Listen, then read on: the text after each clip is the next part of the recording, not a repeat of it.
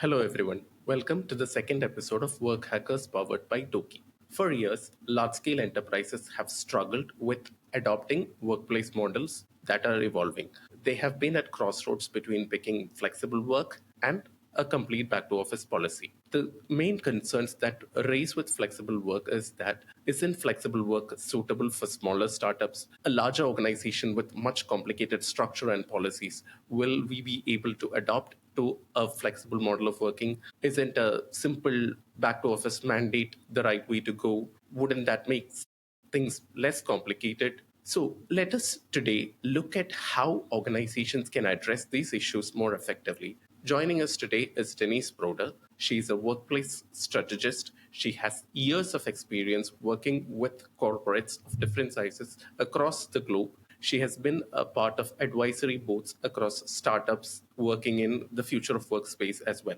Most recently, her undertaking, the Future of Work Alliance, is a consortium of thought leaders from across the globe who are working towards building a future of work ecosystem where systems are built in place for organizations to learn from and understand regarding how newer workplace models could be implemented. So, hi, Denise. Welcome to the second episode of Work Hackers. Thanks for joining us. So, let's jump straight to what you have been doing quite recently, the Flexible Workspace Alliance. Yeah. What that basically entails, what the structure is, what the value proposition for customers is. If you could just give the audience a brief on Yeah, of FWA. course. So it's the Future of Work Alliance, and it's quite literally it's a global collective or a community of entrepreneurs that are building hardware, software, services, solutions, kind of cool and innovative things that are building out the future of work ecosystem. So we have people in our alliance and members that are literally building out new forms of software to coordinate the flow of work. We have folks that are running services to kind of help build out culture and teams. And then we have folks that are configuration, co-working, and flexible workspace solutions. So we look for folks that are doing kind of really innovative and edgy things on the rough edges of the future of work conversation.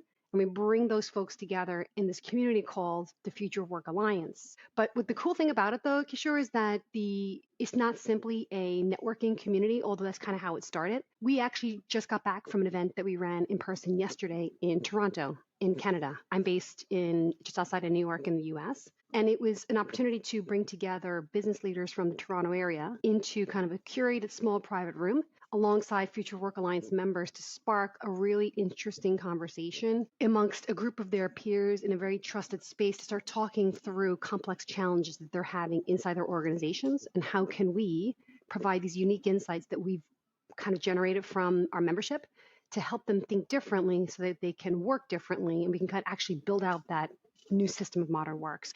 At the very highest level, that's what the Alliance is.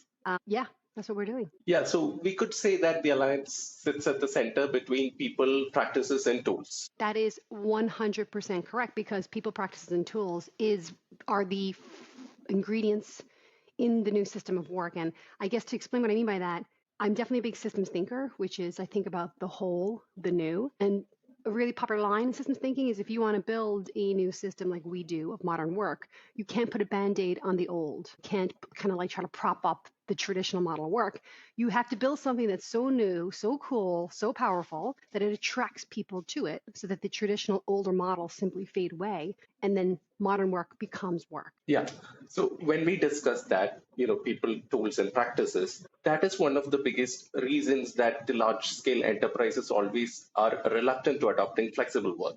They are saying that we are too big to adopt to the newer models, that an RTO would be better for us. So you have worked with organizations of different scales. What is your take? Is a central ownership a better way to go forward, or a distributed delegation a better way for a large scale organization per se? So I have worked with a lot of enterprise companies over the last 4 to 5 years, and we've been fortunate in the startup company that I developed and ran called Sway, which was a learning development company focused on teaching teams how to work together, but being physically apart. We found ourselves in the coolest rooms in large companies. And it's really interesting to get in behind the doors of these organizations and really kind of understand what it is that's happening. And the biggest learning that I kind of picked up in those conversations, which was definitely even reflected yesterday, in the Toronto event that we ran, is that there is a real distinct difference between what the employees kind of are looking for when they think about an employee experience and what companies are willing to grant. And the truth is, Kishore, like I understand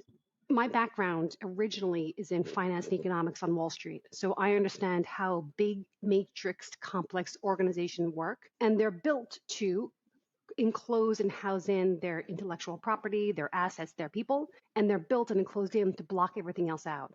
So it has a certain structure to it. So changing large organizations is much more difficult than changing a 300-person startup. They have a lot more flexibility in how they can kind of remap mindsets, implement new culture. But when you're a large org, it simply is difficult to take on that size of risk, which is, I think, why we're seeing a lot of push towards absence of flexibility and also failed AI deployments, which are the same thing. The same challenges are repeating again in both of those spheres. But I think at the end of the day, Kishore, like it's question is it risky to make these changes or is it riskier to not? And that's the decision that these organizations kind of have to make for themselves. Yeah. So if an organization were to look into that direction, what would be the one particular KPI that they would probably track over a period of 12 to 18 months to see if a flexible model of working is suitable for them? That's a really, really good question because that makes it less about assumptions and gut feelings about what we should do. And it makes it a little more practical and analytical. I think that And one of the also the fact is it also makes sure that most of the leaders, they are reluctant towards flexible work because they are convenient, to implement something that has, the whole idea is if it's not broken, let's not touch it. So that's right. the idea on which most people take decisions in this direction. So they're not looking at KPIs because of that. So if there are testable hypotheses that could be provided, maybe they'll be willing to look into that direction. Yeah, Right. So that's why. yeah, and the traditional KPIs would be obviously revenue or revenue per person, all the kind of traditional business metrics that have for a very long time kind of fueled how organizations talk about their success over time. What's interesting though is, and I have a real passion, or not a passion, an empathetic point of view towards business leaders of these large scale organizations that have to meet incessant shareholder demand for high rates of growth vis-a-vis competitors in a market that is so unpredictable geopolitically, economically, supply chain wise. I think that the rate of change that organizations are dealing with is ultimately is virtually, I can't even imagine what it's like to be a senior leader. So when you approach flexibility, you're trying to add in another kind of complex layer of complexity into it. But at the end of the day, Kishore, if your people are not showing up and optimizing their value contribution to the organization, you're leaving a lot on the table. You're leaving an enormous amount of untapped potential, which means potentially untapped revenue on the table if people aren't giving it their all in the work environment where they are. So there is a trade-off to that. So the KPI, I think, probably would be employee experience or a workplace experience type of metric, but I think it would have to be something new. Or it's a blend of the new and it's a blend of the traditional KPIs that give a more fuller picture of what actually drives success of an organization outside of the bottom line revenue. Yeah, but then again, they have to look at it from a finance standpoint, right? In terms of ROI. So since you're a finance person, Mm-hmm. what would be the indicators in that direction that somebody who is a CFO could look at, to implement flexible model of working? I mean, it is very easy to say that a large organization have these policies and these restrictions in place, but you see an organization like Atlassian that have like work from anywhere model in place like 20 years ago, much before COVID actually pushed a lot of organizations to think in this direction. Yeah. They have created a playbook in this space. So what could be the ROI indicators for a CFO to consider or a CHRO to consider? Is it in terms of financial terms? Yeah, so I'll kind of push back on you a little bit there in the sense of an Atlassian or an Atlassian-like company. They have a core spin, a real bellwether out there of role modeling new models of work and new ways of working. But the core of their business is to produce software for a distributed work model of work. So, Yeah. they're eating their own lunch in that kind of, to use that saying. Yeah. And the reason that matters is because every person in that organization and company is intrinsically motivated to make these changes because it is their bottom line. So I think there's a lot of value in what Atlassian does in terms of putting out those good work practices, iterating, testing, investing in the research, and running out their PR on that. But that is not the case for the vast majority of companies. It is a much Yeah. different story to go into a financial institution who has been around for hundreds of years and pick them up and try to turn them this way. It's a very, very hard thing to do. So that is not an apples to apples comparison, and that's just a realistic point of view. But there is the case that, as a CFO, if you look at it, and so here's going to be, I'm going to get dorky, a finance dork over here. The way that in the US we follow an accounting system called GAAP. GAAP tells us what expenses we have that can go on a balance sheet versus go on an income statement. And at the end of the day, Kishore, that is how we report financial success. And sometimes leaders are locked in, meaning if I worked for you and you were to bring me in and train me up on flexible working or AI deployment, that's an expense that runs through your P&L, which hits your bottom line in the current period, versus going on a balance sheet, which means it's actually an asset. That's actually an asset we're building in the company. So even you could have the best leaders out there that have the most optimistic point of views that are gung ho to go, but the financial architecture that dictates how companies describe their success is rooted in the traditional model. So that alone is like trying to make change with one arm tied behind your back. Does that make sense in terms of how that for sure it's an inhibitor? Yeah, definitely. I mean, all the discussions around flexible work or work from anywhere, there is also the core value that there are certain organizations, certain roles which doesn't, suit a hybrid model of working. There are certain roles where in-office work would be more productive. You have to understand that there are certain, safety rails that should be checked into with respect to the work that they do, be it in R&D, be it in finance, likewise. So have you seen certain organizations where, say, let's say they have onboarded you as a strategic advisor for a workplace model, and you see that for these kind of organizations, a hybrid model doesn't fit for them, certain use cases? Yeah, I know what you're saying. So in the US, if you were kind of very broadly to look at it, again, I'm based in the US, which is the market I know best. About 40% of the US workforce is considered knowledge work, and 60% is frontline work, which could be people on an oil rig or people on a farm versus somebody in an office in the city.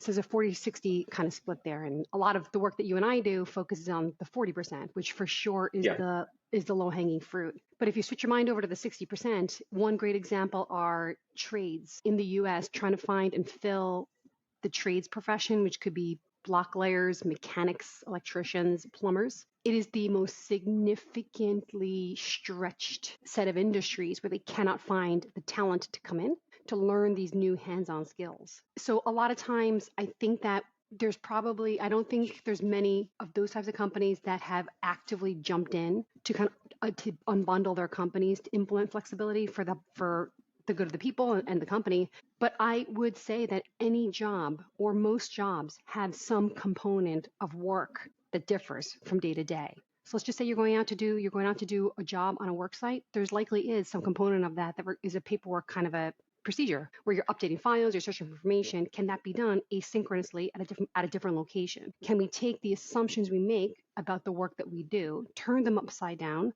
have a real clear appreciation for the nature of the individual components of our work, and then make a different decision? So I guess what I'm trying to say to you is one good example on the other side of this is a couple of years ago, I had a conversation with an individual that had spoken with Harvard's medical unit, Harvard's university's medical training facility, and they had a huge problem because a lot of doctors that were coming through their training process were females, and they had a huge drop-off rate of doctors that were willing to stay in the practice in the field over the long term, because for women that become mothers, they have to make a decision between work and home in some cases. And they could see a massive pipeline. I think the number was like it cost them $400,000 to replace a physician in the system. So they could project out and see this massive problem kind of in their P&L and their balance sheet and their bottom line. And one of the innovative conversations that was had that day was around, can we unbundle a doctor's job to have more flexibility inserted in the schedule? So maybe it's time flexibility and or location flexibility or some balance thereof.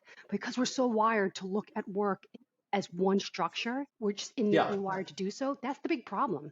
You got to turn it upside down, shake it, and look at it from a different angle and see what you see. That is a very valuable insight, and that's probably something that these leaders are not seeing so far, because they are looking at work as a single unit where there is location dependency, there is security protocols, there's millions of stuff that we can separate and then look at.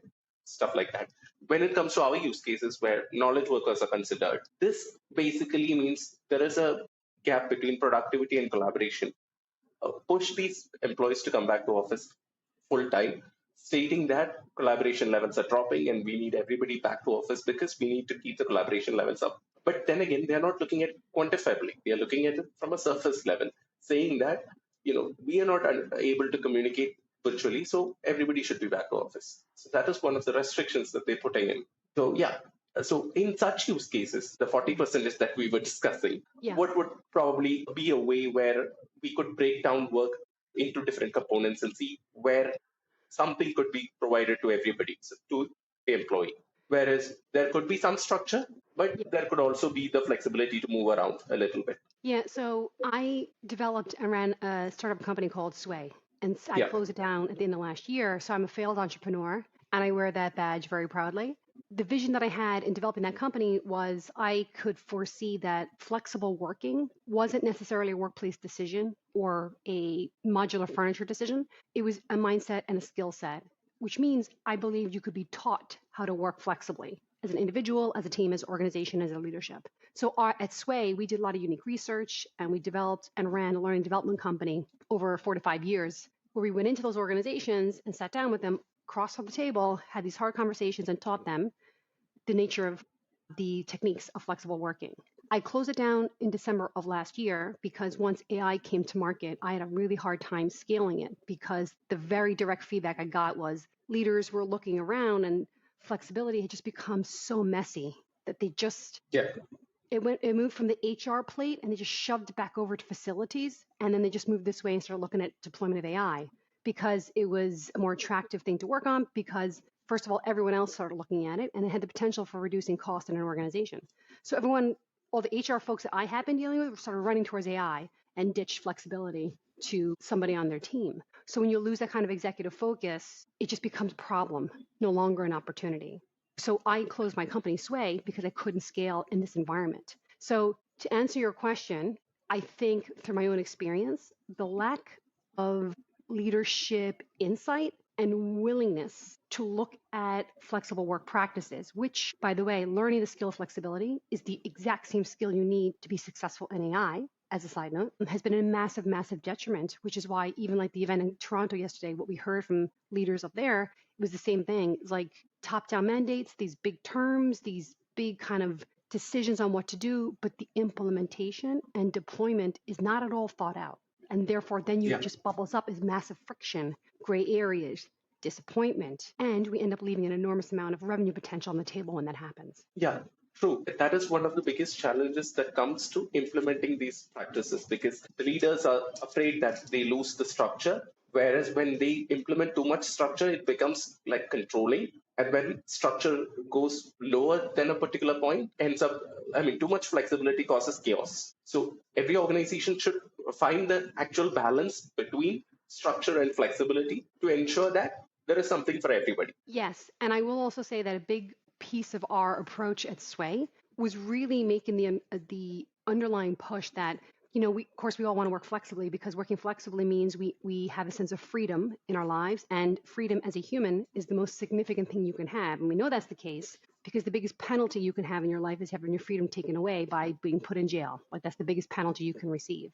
So freedom to the human spirit is essential, and flexibility afforded that. But we were really, really big on the concept of personal responsibility. Like it's not enough for an organization to say, hey, Kishore, here's some flexibility. I hope it meets your needs. You as an individual, you have to step up to the plate. You have to make changes in your own daily interactions, your workflows. How are you communicating with your peers? How are you showing up? It's not you cannot be the same worker that you were in the office as you are in a flexible work environment.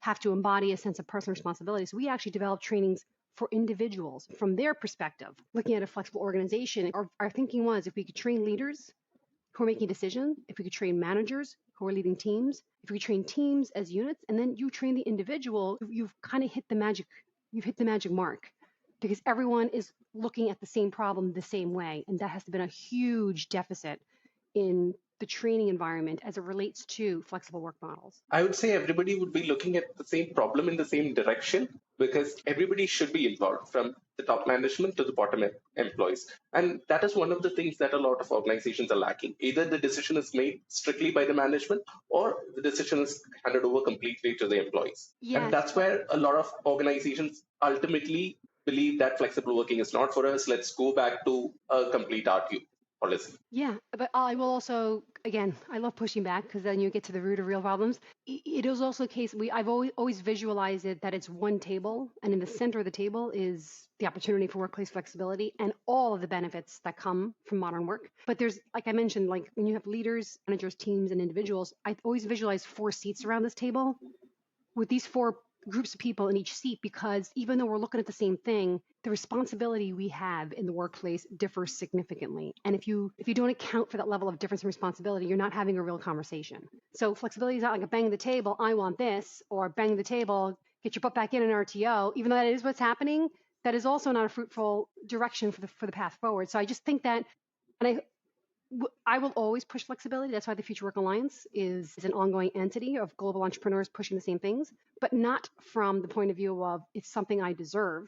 We're pushing from the point of view of look at this world of innovation. Look at all the tools and ways of thinking. Look at how you could, from an action point, implement it in your organization. Look at what your peer group are doing. So let's think differently to work differently. It's a slower road than we thought before. And we all have to do our part. Me and you and our whole peer group have to do our part to advance the thinking to de-risk the shift into flexible ways of working in modern work. Yeah. And coming to that, earlier also you've mentioned, you've had to close down Sway because a lot of organizations were adopting to AI tools. The last discussion that I had with Mark Roth of Atlassian showed a similar line. But what we observed is there are a lot of pilots, AI pilots have failed over the past 1 year in organizations. And this has been in the reports all over the place as well. Because the leaders were on a shopping spree. They were purchasing all the tools because they were in a FOMO that everyone else is buying all these tools. So I should also get them in my team. These tools promise this much benefits. So the real question, do I really need that, is often overlooked. And they went on shopping sprees with all the AI platforms out there. And then after 3-6 months of pilots, they figured that we don't need it, and all the pilots failed. And that's the situation that's happening currently. So with FWA and all the tools that are being built in this space, what do you think? How should a HR leader or a CXO look at what tool should be brought into the ecosystem of their organization? So this adoption of AI and the rollout of it is as complex as the adoption and rollout of flexibility. I mean, from my point of view, having studied both, they are the exact same challenge. It is the exact same challenge, just dressed differently.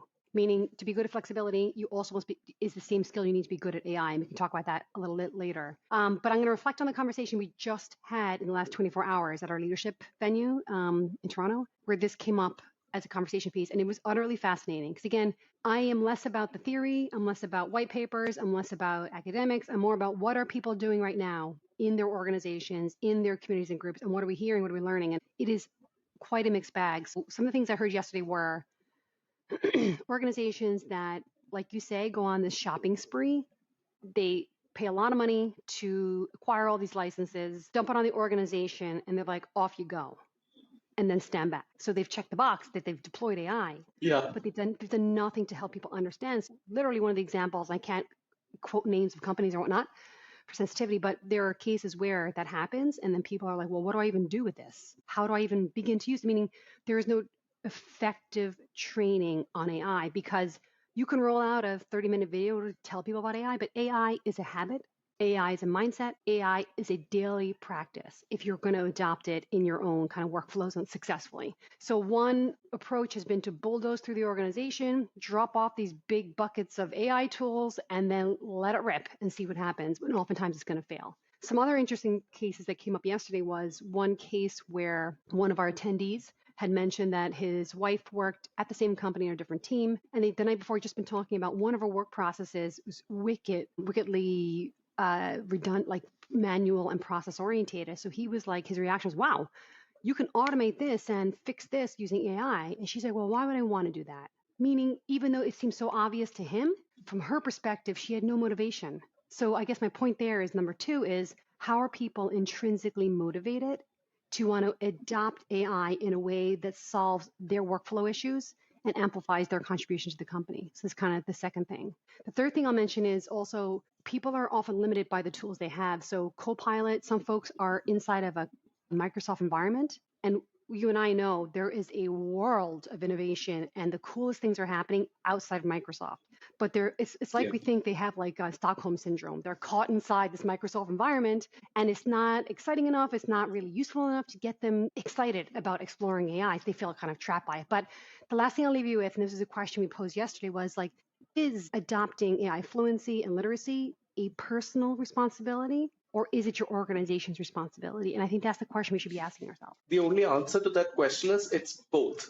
The top management and the bottoms up employees both should have a say in, be it in flexibility, be it in AI adoption.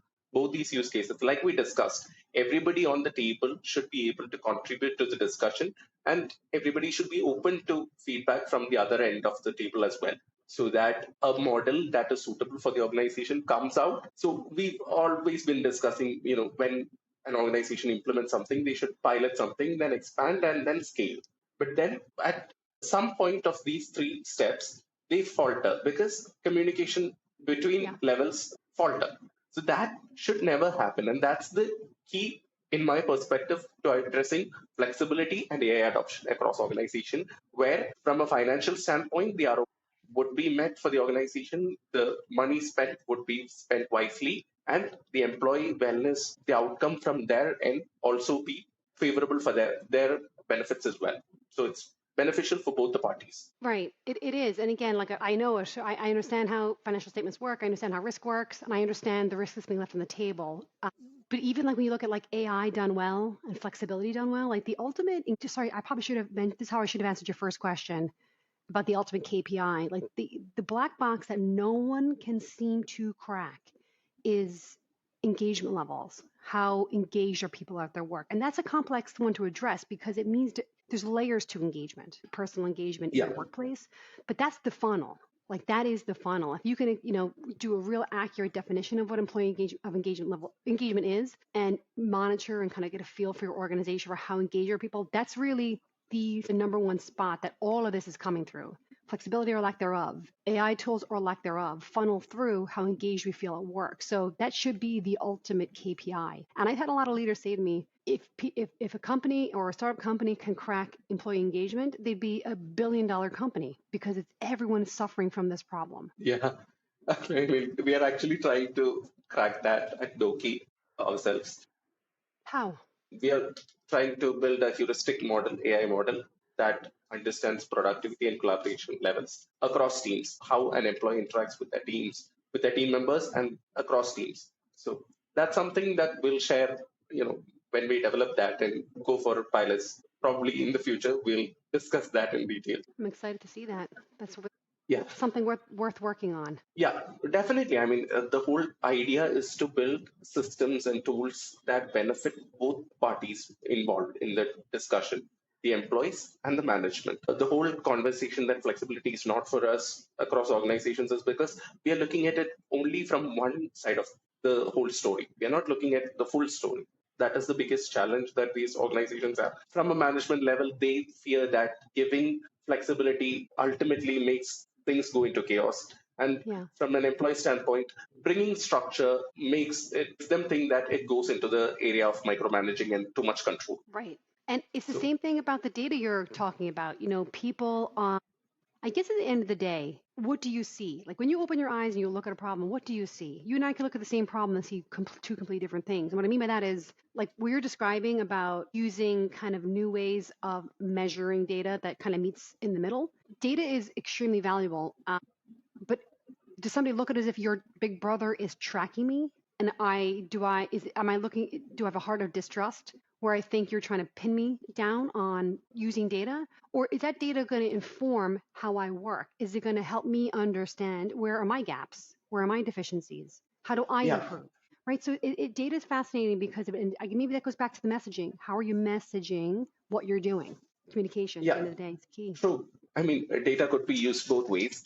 I could use data about you to instill control over you, or you could use data regarding what you're doing to identify the gaps between your own personal productivity and collaboration with your team to ensure that those gaps are met in the long term.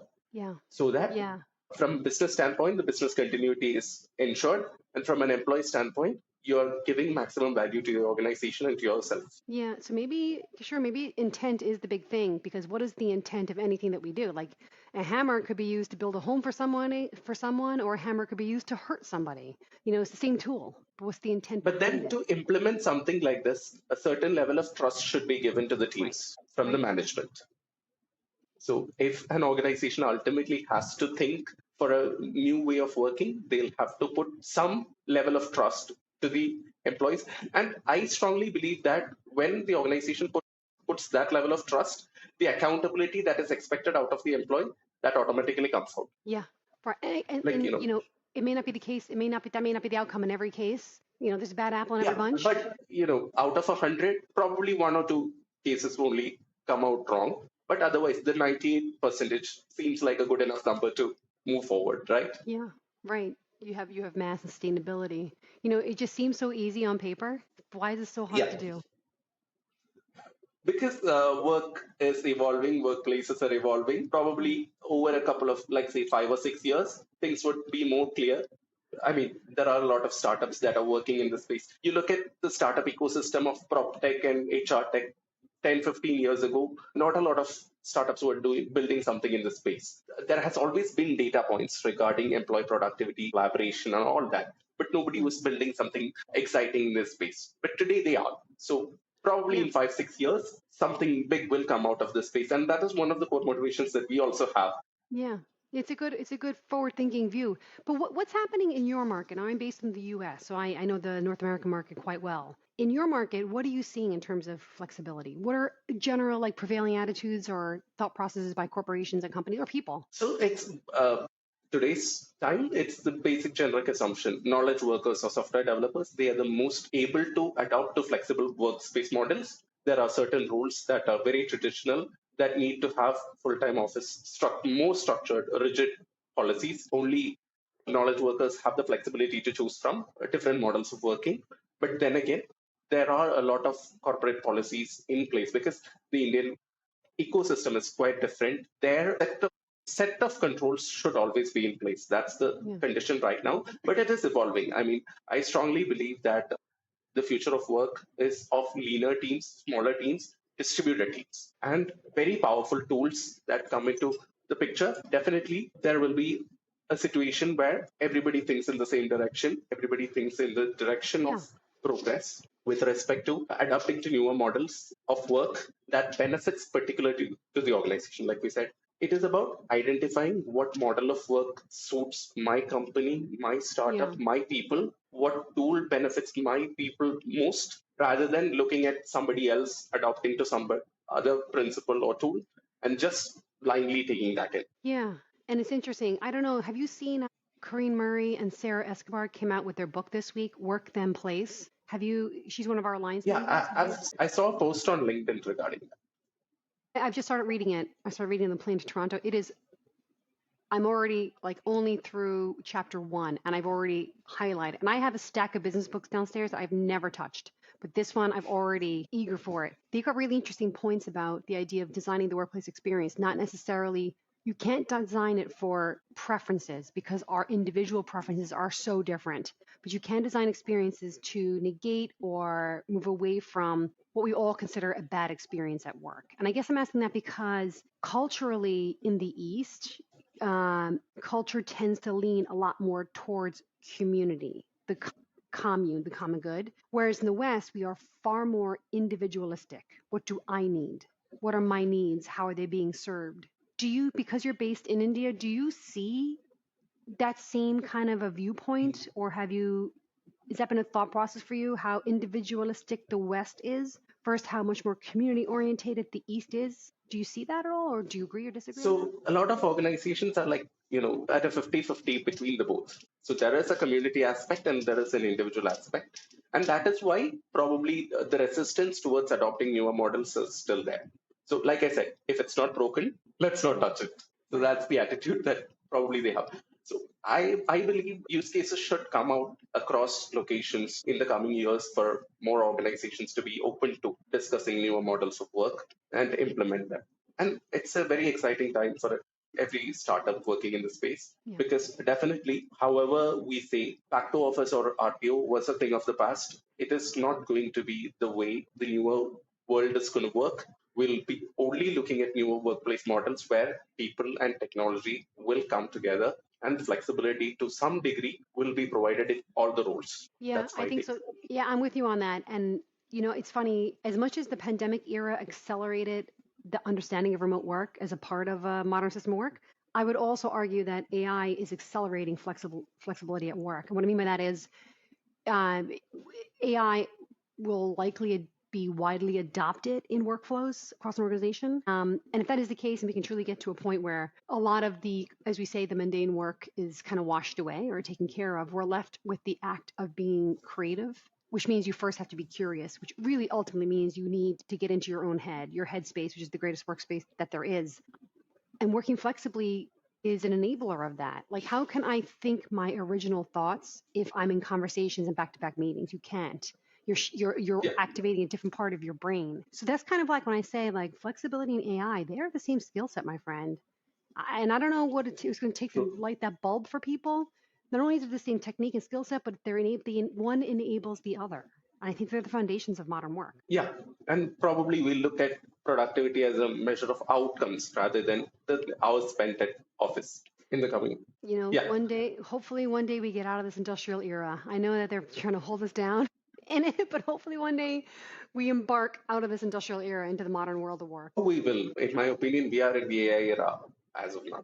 It's Yeah. just a matter of how quickly it gets to the saturation point where it becomes a common practice. Today, the Yeah. novelty factor is there. Once that subsides, things will be more clear as to where the future of work is going. Yeah, and I'll tell you, we can kind of close on this. I'll tell you something. The work you're doing at Doki, that's why the Alliance, the mission is to, we're not two things. We're not a group of people that are already working at a large company that have a logo and already have a platform. And we're not startup companies that have been heavily VC funded. Because I think when that happens, in either case, your thinking is constrained to the desires and wishes of other people, to be blunt about it.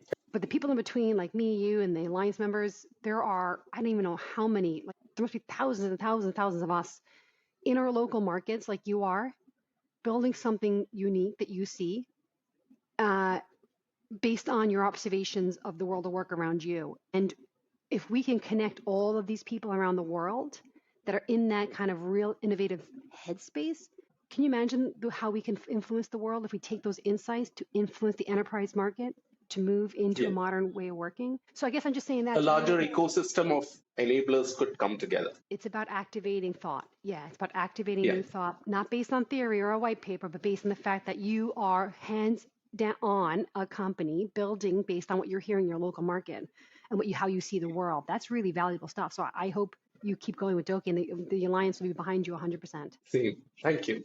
Yeah. So let's just wind it up here. And Sure. thanks for joining us. My pleasure.